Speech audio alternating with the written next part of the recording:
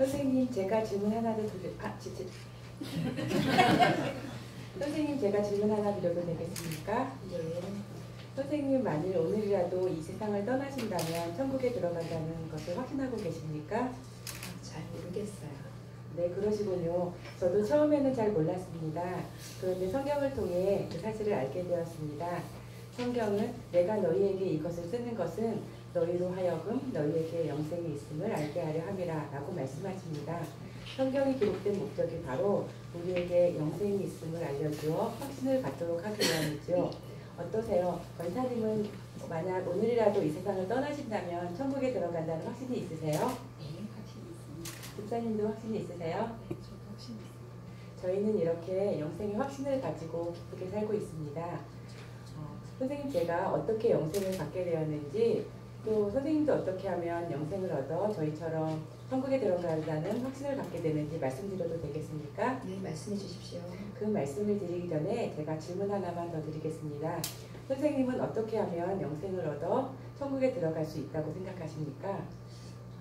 제가 생각할 땐 세상에서 좀 착하게 살면 천국에 들어갈 수 있지 않을까요? 그러니까 선생님은 선한행이라는 말씀이시죠? 네. 제가 선생님의 대답을 바로 이해했나요? 맞습니다.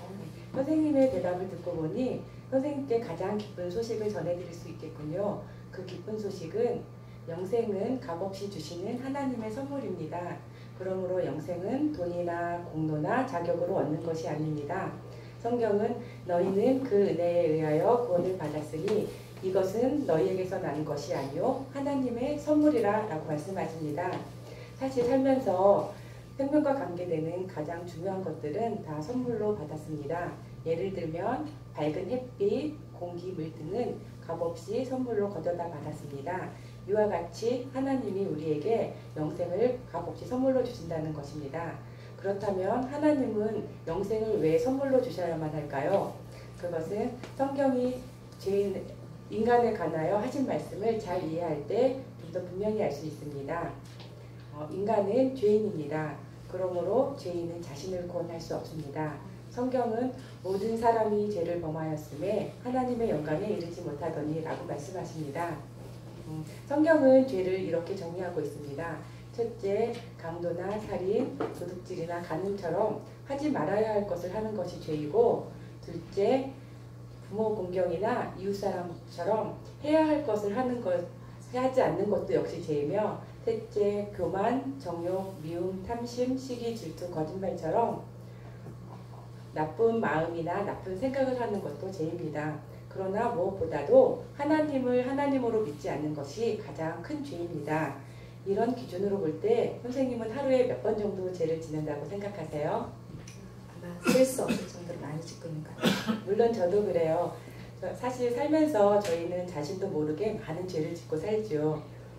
성경의 기준으로 볼 때 어떤 사람이 10번이나 5번, 아니 하루에 단지 3번만 죄를 짓는다고 생각해 봅시다. 그 사람은 아마 걸어다니는 천사라고 말할 수 있을 것입니다. 그런 천사와 같은 자라도 하루에 3번이면 1년이면 1000번 이상, 90평생을 산다면 9만 번 이상의 죄를 짓게 되는 셈이죠. 그래서 이 세상에서 자신은 죄인이 아니라고 주장할 수 있는 사람은 단 한 사람도 없습니다. 그렇다면 이러한 죄인이 어떻게 영생을 선물로 받을 수 있을까요? 그것은 성경이 하나님에 관하여 하신 말씀을 잘 이해할 때 좀 더 분명히 알 수 있습니다. 하나님은 자비로우셔서 우리를 벌하시는 것을 원치 않으십니다. 하지만 하나님은 의로우시기 때문에 우리의 죄는 반드시 벌하셔야만 합니다. 성경은 하나님은 사랑이시니라 라고 말씀하십니다. 하지만 벌을 면제하지는 아니하고 보응하리라 라고 말씀하십니다. 전쟁 중인 러시아 제국에서 부족한 식량을 훔치는 사건이 종종 발생했습니다.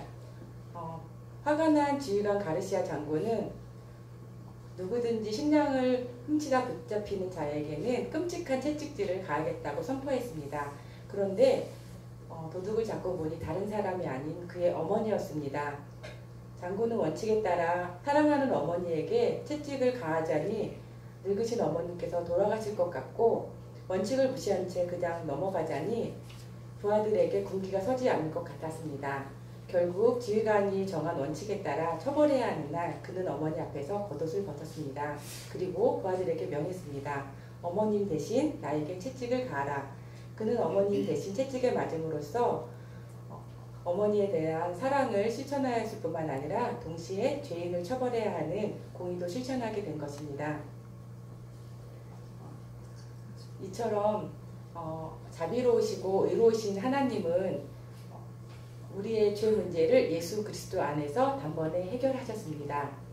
예수 그리스도는 참 하나님이신 동시에 참 인간이십니다. 예수 그리스도는 우리에게 영생을 선물로 주시기 위해서 십자가에서 죽으시고 부활하셨습니다.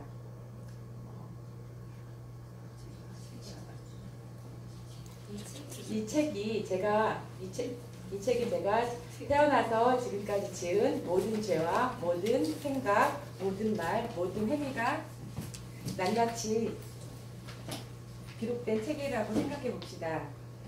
성경은 어느 날 이 책이 하나님 앞에 펼쳐지고 제가 행한 대로 심판을 받게 되리라고 말씀하십니다.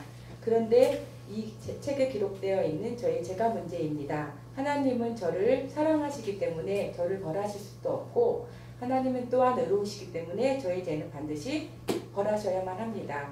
이 문제를 해결하기 위해서 하나님은 그의 사랑하시는 아들 예수 그리스도를 이 땅에 보내셨습니다. 성경은 우리는 다 양 같아서 그릇에 향하여 각기 제 길로 갔거늘 여호와께서 우리 모두의 죄악을 그에게 예수 그리스도에게 담당시키셨도다 라고 말씀하십니다.